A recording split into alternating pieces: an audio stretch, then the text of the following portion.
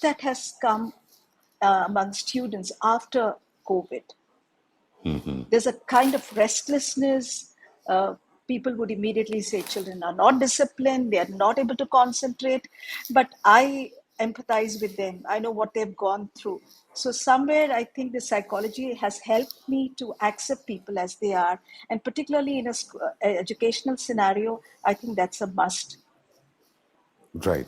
Being a teacher, let me go into one of the aspects of psychology, which is the Maslow's law, where people don't work for money.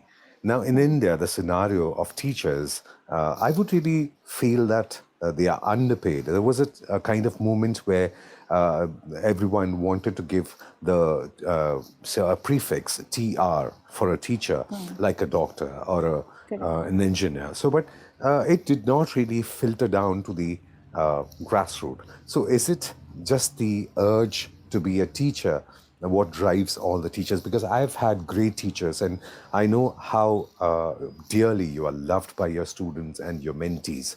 So, what do you feel about people coming forward to become teachers? Because that is one field which they would say, okay, if I don't get any other job, okay, I'll teach. So is it the right approach, or what is the angle what we have to look at when we are looking at teaching? I totally agree with what you say. Teaching is not a well paid job, and it doesn't attract the toppers. I had visited Finland schools, and in Finland, the quality of education is very high because that is the best paid job. That's the profession, first choice of all toppers in schools. Whereas in India, as you say, it's the last resort. It's very unfortunate, and more so in recent years. At least during our days, I remember quite a few students opted to be teachers. But today, very few are passionate about teaching because there are a lot of constraints that have come in. You know, even a lot of rules, lot of documentation, lot of national policies, you know, where you cannot reprimand a child, you can't do this, you can't do that. So teachers feel that it's not a pleasure being a teacher anymore. You don't command respect. But in spite of all this, I would say that it is a rewarding job. See, I have been a teacher for the last 40 years. The first 20 years of my life, I slogged. I loved my job. I worked day and night. I did my corrections, and my family members would just joke and say, "Come on, don't think you're the best teacher." And I always wanted to be remembered as a teacher. So somewhere deep down, I think I aspired for some kind of recognition. And when I got my national award, it was like telling my family members, "See, here it is. You thought that I was just doing something. I love doing it." And that was very, very, what to say, I just didn't expect it, unexpected thing, because in CISE Council, there is no system where they give awards like this. So that was the first award that I received for that year. Only 3 of us were given the award in the whole country. So I really thought it was a great recognition, at least for my close circle, to know that all the effort that I put in did have some kind of recognition ultimately. But that is on paper.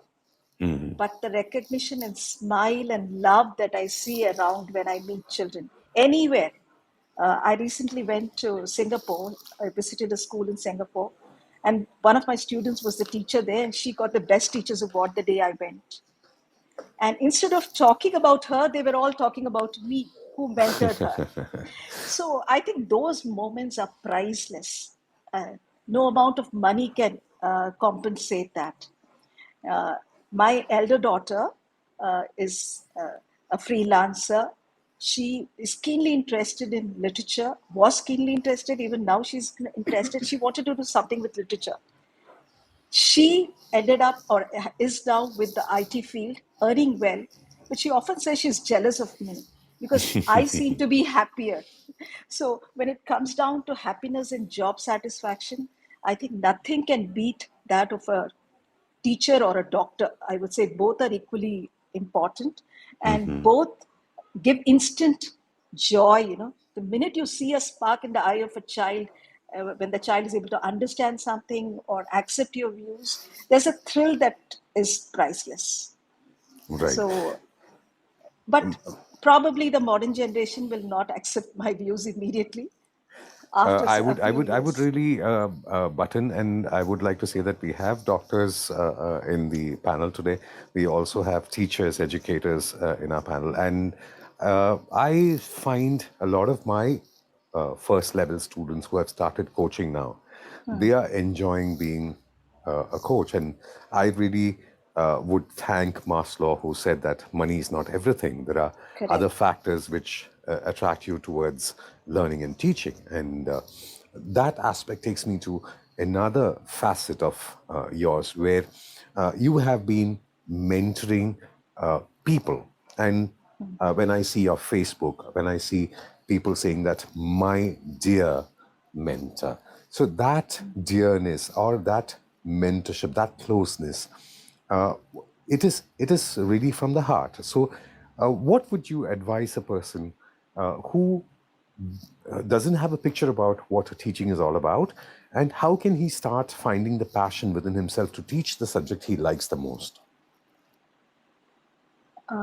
First and foremost, teaching is definitely a commitment. So, if a person wants to become a teacher, the first thing is put in hours of study and preparation. If you're not prepared for a class, you don't command respect, children don't get attached to you. So, first thing is our delivery. Once we go to teach something, we need to have prepared well. Even if we are not a master of it, we can always prepare before we go to class. So, once we are well prepared, automatically we command respect. And another aspect, of course, is empathy, and then making allowance for mistakes. I could never call a person a dull head or somebody as because there are a lot of late bloomers. I particularly remember one incident. Uh, can I share that? Yes, please. Yes, please. We are Yes, eager to this hear. this happened about 30 years back in my former school. There was a girl who was quite notorious, very unruly, but she was kind of intelligent. She wouldn't sit and write her answers, but oral work was excellent. And she always had a different perspective of things. So there was a secret admiration in my mind, but all the teachers said this girl had to be detained. And in that school, there was no question of detention because everybody was to be promoted to the next class. Teachers had to be responsible. But this was a unique case where the whole school decided that this girl should be detained. And I was the class teacher of that girl, and they all convinced me. And finally, we had a meeting with the principal. The principal was an amazing man, Mr. Iyengar of Vikasa School. While we discussed about this particular case of detention, there were stories from all quarters saying that this girl deserves to stay in the same class. And just at the last minute, when he looked at me and said, Shanti, what do you say? I said, I think we should give her a chance. There is a spark of brightness in her eye. I take up the responsibility. And everybody stabbed daggers at me. They said, what is this? We had prepared you all these days. But I said, no, I still feel that there was no reason to keep a child back, waste a year.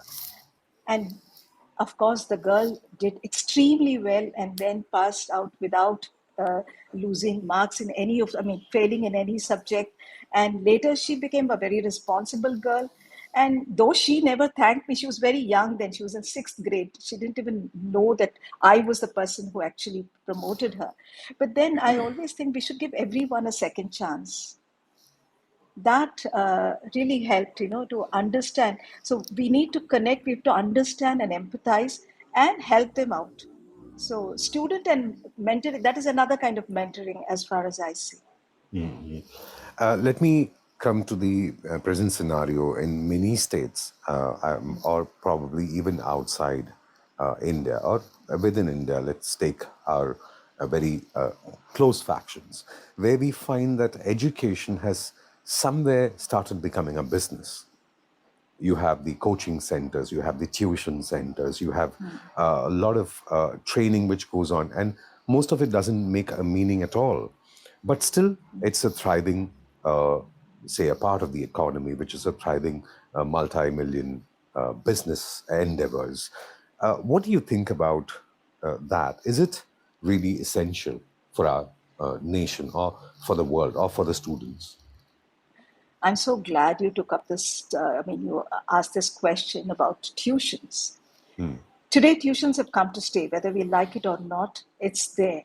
But there was a time, initially, maybe 12, 13 years ago, when this culture began in our city.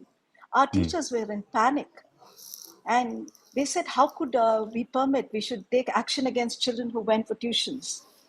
So that really made me think a lot, and I kept trying to find an answer. And finally, I got a very good answer, which I keep sharing with all the staff. And I say, see, in tuition centers, they're just coaching them to write exams. They are not molding the personality of the child. No child can stay in a tuition center and write the exam by himself. Why do people pay so much to get admission into good schools? See, in schools, it's not just the subject we teach. We are teaching values. We are teaching life skills. We are role modeling in front of them. So these are going to make a greater impact. Years later, no child is going to remember what I taught in Shakespeare. They will remember something nice I did, or maybe something they did to me, or how they felt when they were in my class. So this is not going to happen in a tuition center.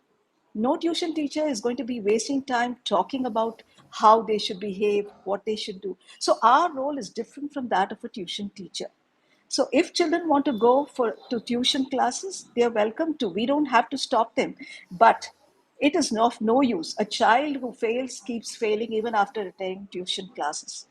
The child who gets 98 gets 1 mark more, 99, because he writes more tests. I don't think the time spent in tuition classes, it's not proportionate to the outcome. And I also, at this point, would like to say that now that homeschooling is also coming up, I always feel that there's going to be a big dent in the emotional quotient of the child. Collaborative effort, collaboration is the need of the hour. After COVID, particularly, we are creating more and more opportunities for children to collaborate. So at such a point, if we're going to start homeschooling, this is for some of those who may have such questions in their mind. Homeschooling can give knowledge to a certain extent, but it cannot give you that kind of holistic education that a school provides. So tuitions and homeschooling are no comparison. Like it's like comparing oranges to apples. That's what I would say. The only common element is the question answers exam. That is it. But what we do in school is much more. Right. Now, taking to that point, let me go to the Daltonian concept of estimating or understanding the IQ level of a student and taking him to the next level. The Daltonian schools are very few in number around the world, but still, there is an element of each person gets a value for the intelligence he has. And probably we are letting a fish be a fish and a monkey be a monkey, or a child being a true child to his full potential. Your thoughts about that? I agree with that. See, in our schools, particularly in India, we have a standard curriculum. We expect everyone to fit into that. But I think the new education policy is giving scope for a lot of other activities, holistic development, allowing people to take up different combinations which did not exist in the past. So now, we have things like home science, art, visual arts, which have been brought into our curriculum. So I feel that now, and in a school like ours, we have personalized learning programs. So if a child is strong in mathematics, he goes to a higher level in mathematics. If a child is weak in English, he gets extra input in English. So we are also coming out with personalized learning programs, ensuring that every child gets what he needs to. But the ones with higher IQ will do well. But again, I don't see success in life really reflecting the IQ level. From my experience, I see those in the middle are the ones who shine in life. I Very don't true. know. Very true. Now, you've talked about education, and you have two very dear daughters whom you love a lot, and all your mentors, all your mentees know your love towards them. And a teacher is, in fact, an 8-hour parent to a child. So, how far does this infiltrate into present day teachers' minds? Because most of them, they take it as a profession, probably for a salary to support their family. And Yes. the kind of dent which they cause on a child's mind by their words, deeds, actions, or whatever they are doing inside the school, how can we rectify that? Actually, that has been my focus in recent times. I keep comparing with the days when I was a class teacher. I knew every child's background. I knew their family. They knew me. But today, it's not the same case. Teachers come, they teach. There is no connect between the teacher and the taught. So somewhere the emotional support is missing. So we are coming out with a lot of plans to strengthen the bonding between the teacher and the taught, particularly in the primary sections. Now, we have actually come out with a completely new perspective to teaching in our TVS schools.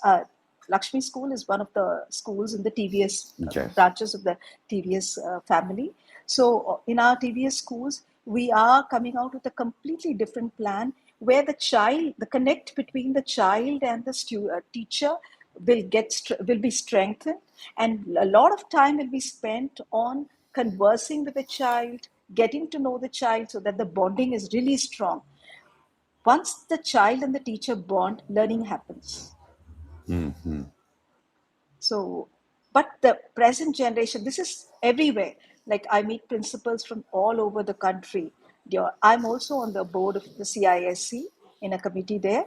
So when I meet all the principals, this is the same case everywhere. The new generation of teachers are not committed, at least most of them. I would say exceptions are there, but most of them look at it as another profession, not as a calling. So probably we need to mentor them. And after a couple of years, I'm sure they will also understand the pleasure, the joy of teaching. Do you feel that is it the empathy factor is missing, or is it something else? Uh, I think life has become very mechanical. I wouldn't say they lack empathy.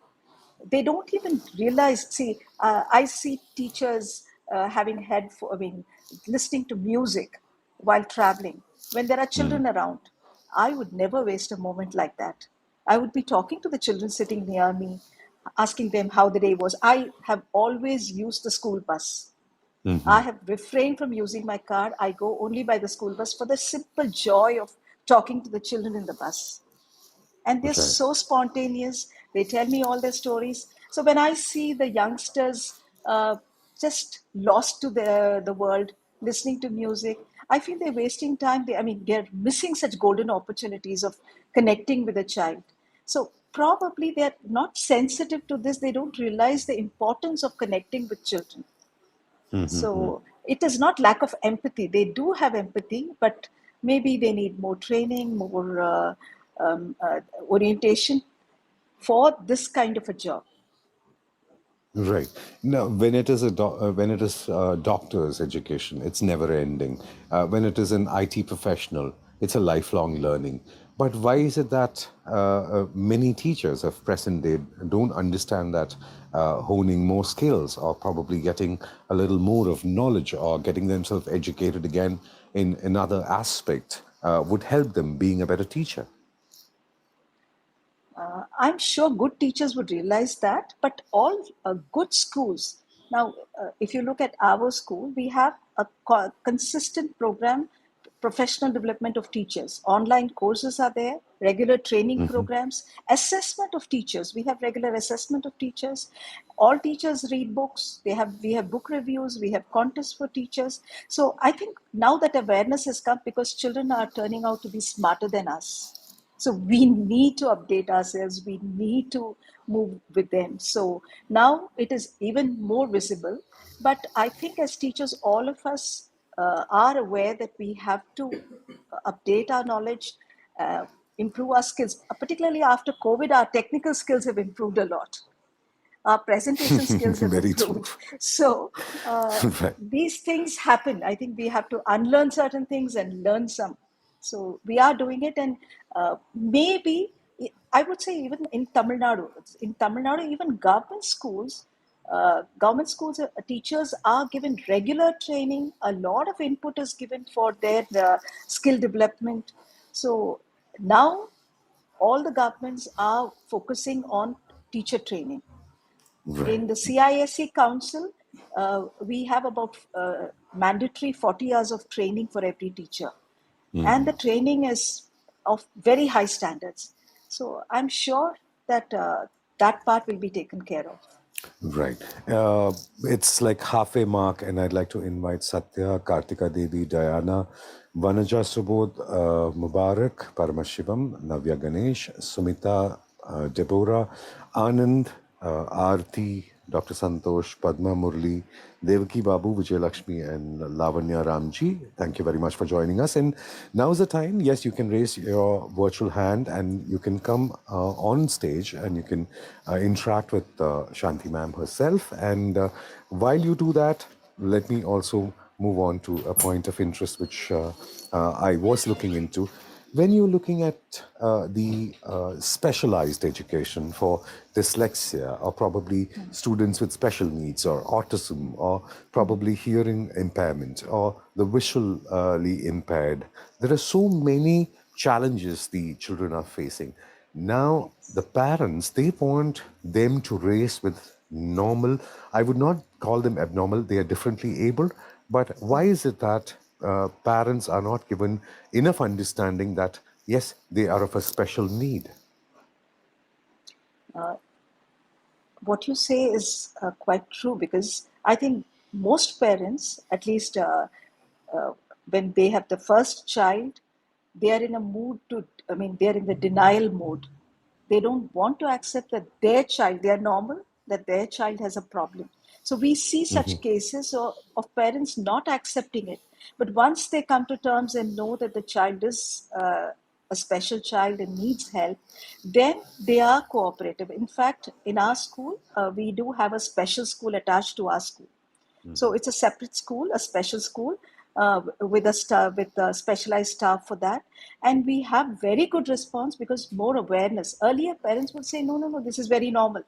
Child doesn't talk till 4 or 5. No, this is how I was when I was young."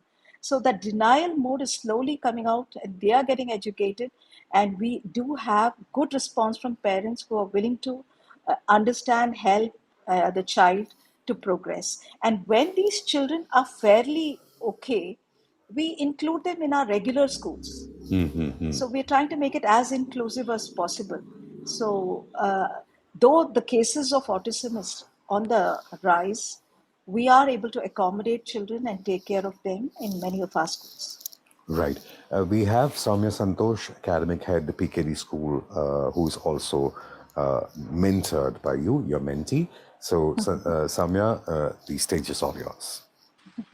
Oh, I'm on top of the world today because the host is my brother and the guest is my mentor and my role model. And I get so Oh, overwhelmed seeing her talk oh, and Soumya, thank hearing you her so talk. much for your love. So, ma'am, just another facet of your life, like another facet of your personality. You are a great artist.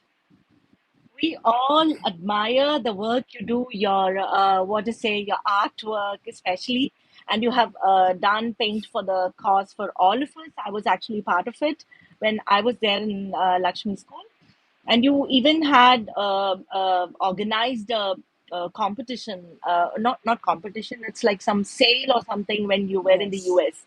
So something about it, ma'am. Okay. Thank you, Soumya. I'm not a great artist, but I love art. I appreciate art, and I keep painting whenever I get time. I had 3 months break when during my stay in the US with my daughter. My son-in-law encouraged me, so I did a series of paintings, and then we put it up for sale there. And that was during my grandson's birthday, and he said that all he would celebrate his birthday in a different way.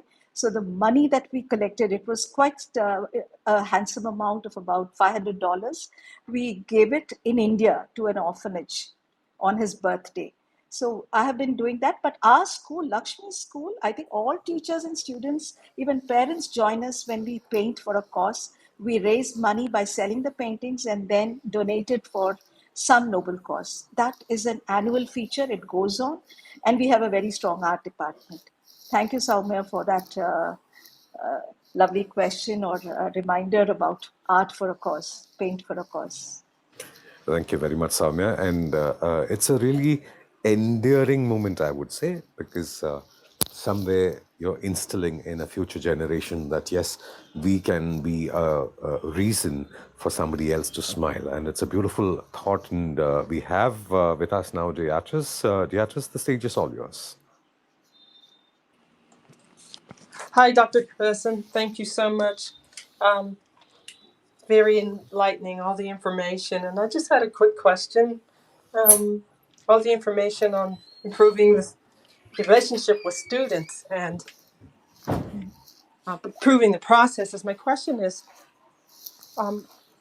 do you think that there are politics that impact the way things are handled with the students?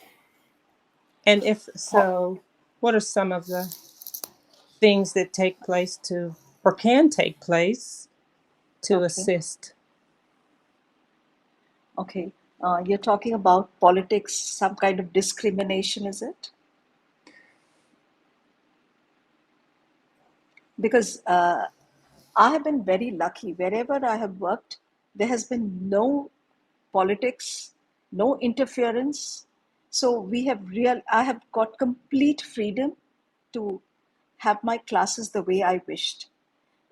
The principals I worked under also gave me the same freedom. And today we give the same freedom. I give the same freedom to our teachers. So I'm not very clear about your question, Beatrice. Can you qualify or just explain it further for me? Have I Yes, my answered your question is, question? mhm. Yes, please tell me. Yeah, so my question is, do politics impact the, let's say, the outcome of how the students receive their education?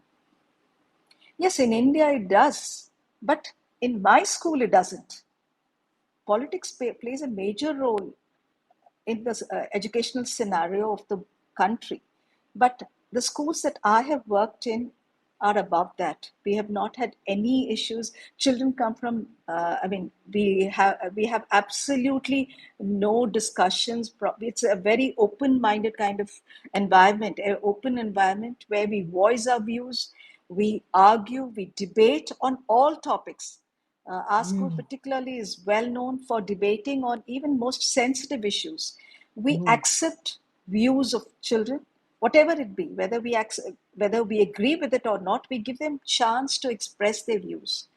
mhm, So, as far as my experience goes, I've never had a situation where I have been. Uh, there has been a constraint because of politics. I have mhm, always taught my children, my students, to be open minded. I'm a great admirer of Maya Angelou. I want them to speak out, to express. I always say, please argue, but argue politely. Disagree, but disagree politely. mm. Either convince me or get convinced. I never force ideas on others. So I have been lucky, I should say. I have not had any issues of any political kind of pressure. That's really inspiring and really good for student, both the teacher and Yes, student. It's a correct, win-win. It's kind of set up correct. differently in the States where there are a lot of protests and there's no accountability. And so we see that over in the States. But thank you for answering the question. I appreciate the Thank you. time to speak. Thank you, Dr. Chris. Thank you very much, Beatrice, and you're welcome. And we have Navya Ganesh, Academic Coordinator at Lakshmi School. Yes, the stage is all yours, Navya. Thank you, Krish. I think this is the first time I'm listening to you. I'm already your fan now. And good Thank you evening, very Shanti much. ma'am. Good evening, Navya. Pleasure listening to you. So I'm very proud to say that I'm also a mentee of Shanti ma'am. We are very proud, and I'm very happy that I'm still in a close connection with Shanti ma'am. I'm learning every day.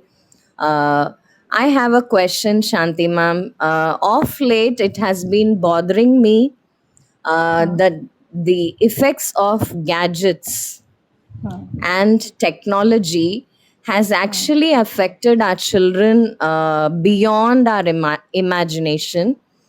And though we keep counseling parents and we try out a lot of things, I think the effect is so bad that we need to work in partnership with the parents, and we need to make a difference in the life of the kids. So this starts right from primary classes till the adolescent stage. In the primary classes, it becomes a little easier, but then how do we manage this issue in the adolescent stage? Uh, I share your views on how things have changed over the years and this addiction to gadget. In this particular context, I feel that the parents have a greater responsibility because at school, children do not get an opportunity to browse or to connect with social media. It's only when they go home. So the answer is partly in the question: if parents are role models. See, if we keep counseling, it is not enough. They have to be role models. If the parents are always on the phone, the child is going to be on the phone. So if the parents are able to do something different, but I see a lot of awareness. Now there are parents who take children out on traveling long tours, playing games. Physical activity has come down. I think that is a must.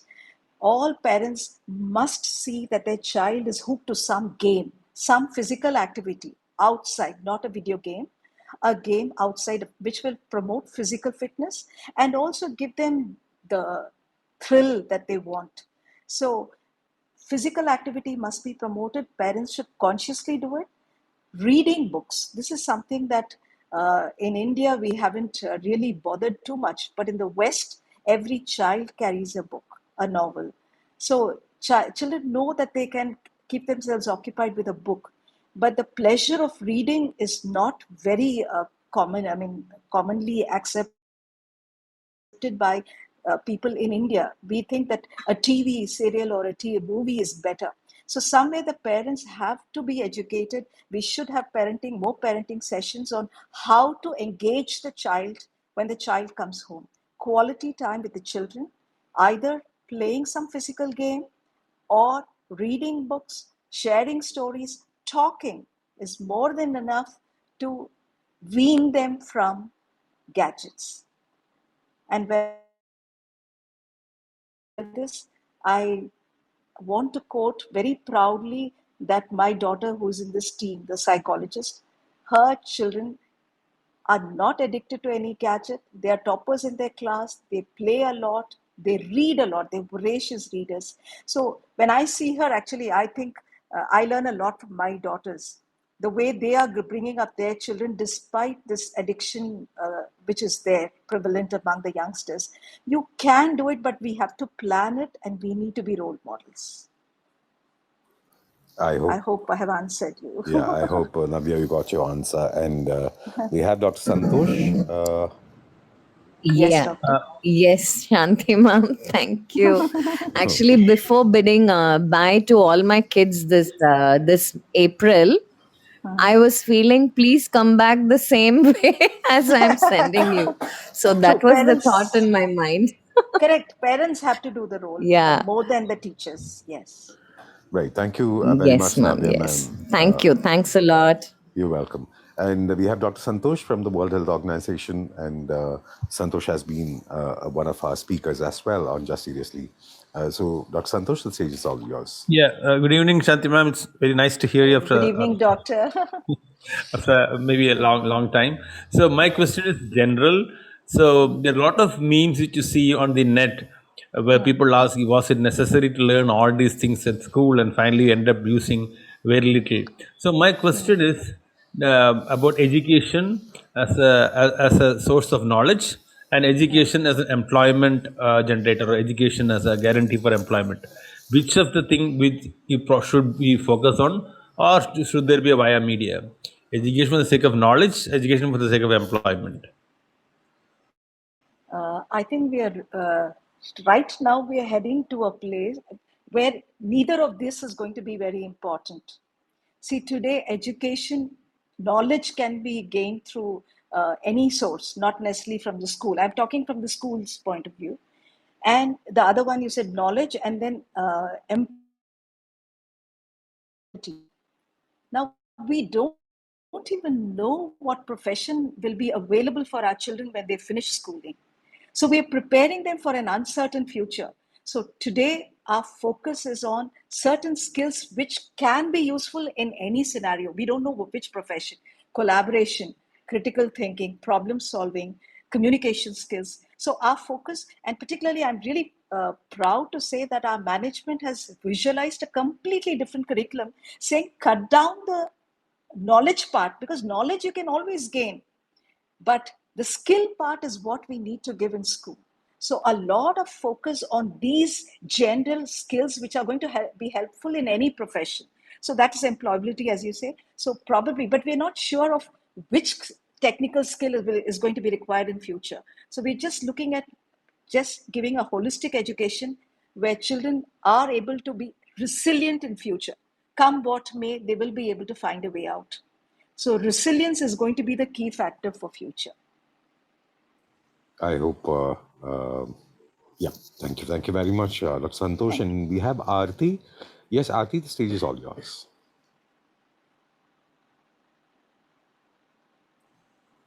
Yes, Aarti? Aarti, I think you're on mute, Aarti. yeah, you have You to have to unmute unmute yourself. yourself. So while Aarti unmutes, I would like to also welcome Chitra Bhaskar, Lavanya, Shabali Nathan, Vijay Kumar, Ambali Sajeevan, Geeta Balachandran, and Yabijan K. And I also welcome Paramashivam Subramanian to the stage. Aarti, you have to unmute. There is a unmute button on the right hand bottom corner. So once you unmute, you can ask your question to Shanti ma'am. Thank you, Yes. sir. Thank you. And good evening, Shanti ma'am. And Good this is evening. again a mentee of Shanti ma'am. I could say proudly. Thank you, Shanti ma'am. And this is my question, ma'am. Is it Yes, important Aarti. to is it important to incorporate the values in teaching, ma'am? And is it going to help or how it's going to help our society, ma'am? Because we Lakshmians, or in Lakshmi school, we incorporate values in it's part and parcel of in curriculum. But nowadays parents are busy, and when they come to home, when they come reach home, by the time the children would sleep, or they are not just spending the quality time with the children. So again, it's a responsibility. We take it up to teach values. So is it necessary to incorporate in teaching, ma'am?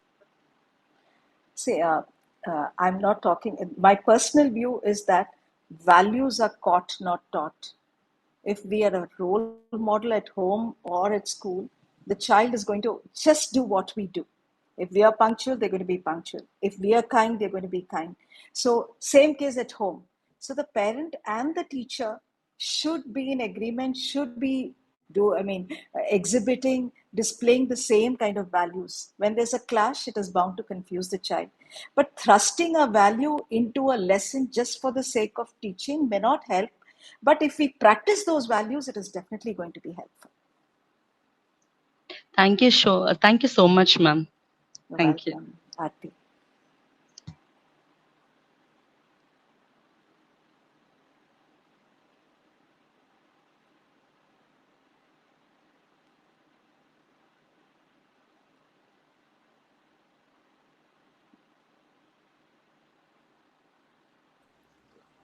Any questions? Yes, Any more questions? we have Paramashivam Subramaniam. I welcome you to ask your question to Shanti ma'am. Hi, this is Mrs. Paramasivam, Subhashini. Hello, Shanti ma'am. Okay. Hello, Subhashini. Sorry, I'm just using my husband's phone because it's a problem. Okay. Mine, yeah, I've had the opportunity of being groomed and mentored by Shanti ma'am, and I'm really proud of that. Ma'am, my question to you is, what do you think of the workforce, the people who take up teaching now, the present days? What do you think? Because you have friends in many schools. So, what do you think about workforce who are taking up teaching now? Do they have the kind of, the sense of belonging, the commitment that people had in your days or even in my days? What do you think about them? And if there's one advice that you would like to give people who want to take up teaching, what would it be? I think a similar question was answered, but nevertheless, I'll just tell you that what I find missing is the passion. I just mentioned that. So today, teaching is the last resort for a person who doesn't get a job. They think, okay, I can be a teacher. So it doesn't come from the heart. But after a couple of years, I'm sure that even such teachers will become very good teachers if they are trained. So we'll have to train them or give them the orientation, teach them the pedagogy, make them comfortable first with students, and then empathy and understanding is what is required to make a good teacher. So we don't get ready-made good teachers now as we did in the past, but we can definitely, there is hope. We can definitely role model, and we can also give them the taste of joy of teaching, and I'm sure they'll become good teachers. Thank you, ma'am. Thank you. Thank you very much, Subhashini ma'am. And we have Satya Krishnakant. Yes, you can ask your question or share your feedback with Shanti ma'am.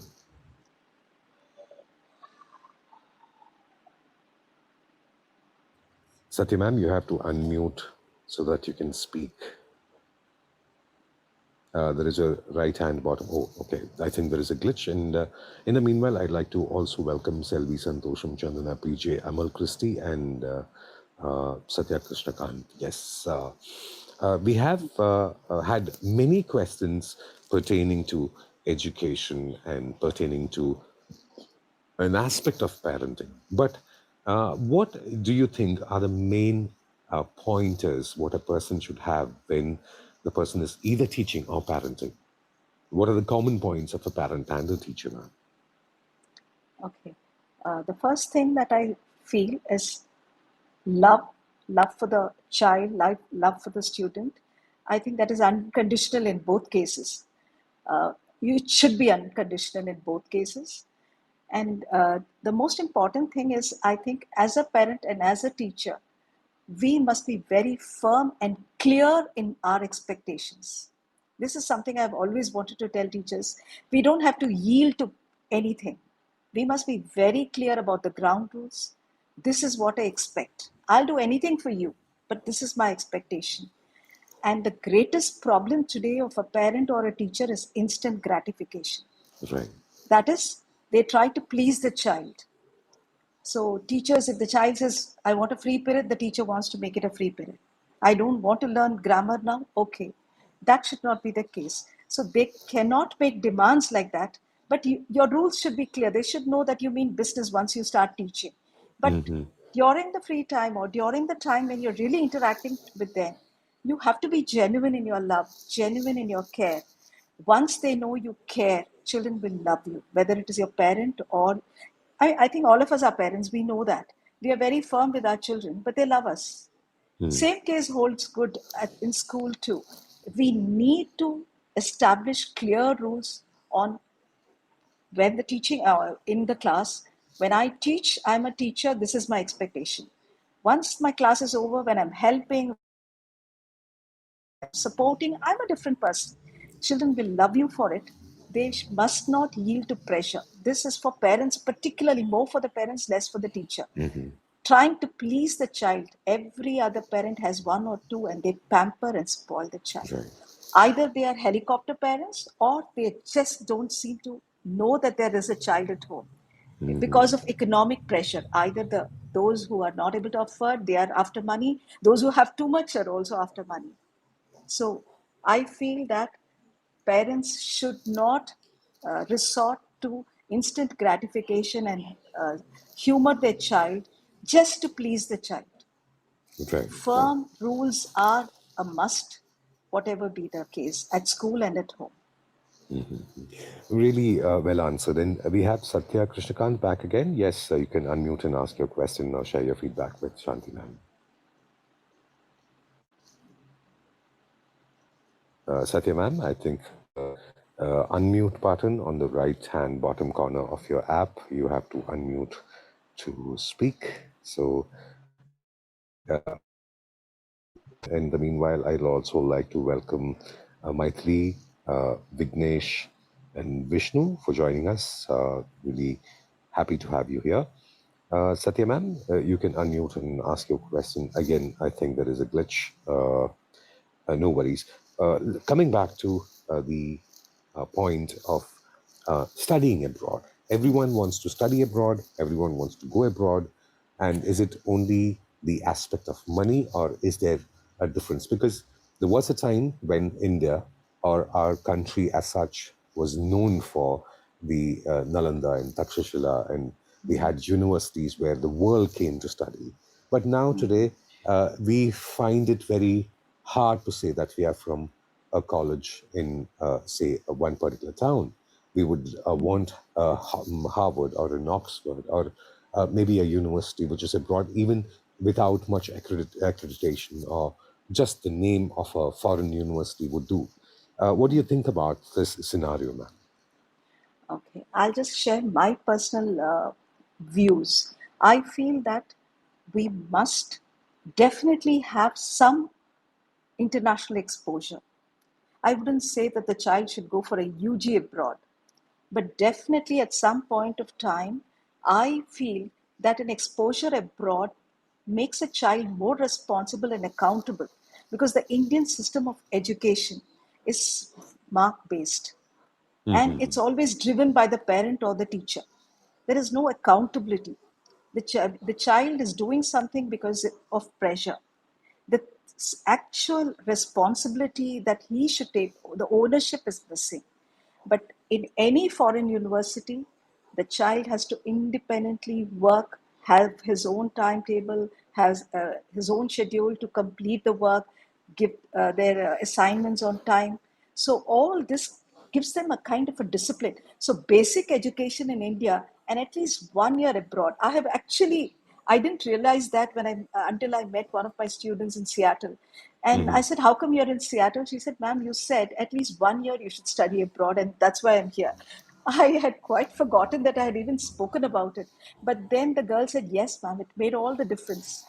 We made use of all the life skills we were taught in school. We became independent. We knew how to we know how to manage money.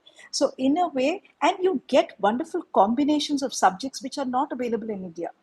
Indian system is good, but definitely it is. You cannot guarantee excellent delivery from all teachers of an institution,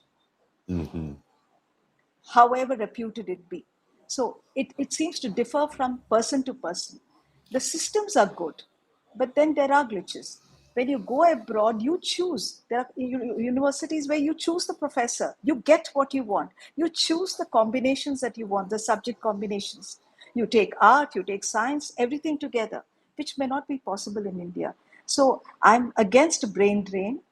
But definitely, I think that children should have an exposure, go abroad, see how it is, compete with the best brains, and come back and serve our country. But is it that any university would do, or is it specifically accredited, or say well-known universities? I understand. See, it's not all that now. Ivy League colleges are quite tough to crack, particularly because our children do not know what are the parameters expected there. So Right. unless you have educated parents with great focus, it's very difficult to get into those colleges. Mere marks or knowledge will not help you. There are many parameters that need to be taken care of from grade 8 or 9 so that they are ready for those colleges. So getting into premier colleges may be tough. Getting into some college just for the exposure is okay if parents can afford it, not if they're going to take loans and go abroad just to spend a year abroad. But if you can afford it, I feel that a year abroad will definitely Bring in a change their difference, outlook. Yes, it will make a great difference to the personality of the child. at least the exposure towards different nationalities and people from different Yes, walks of life. Yes, yes. very And much. Yes, absolute responsibility is on their shoulders, because at home in India, they're all protected. It's very protected kind of an environment. So right. definitely there they will be able to shine and see their true self. Very true. And enlightening 1 hour, I would really say. I'm really honored to have you on board.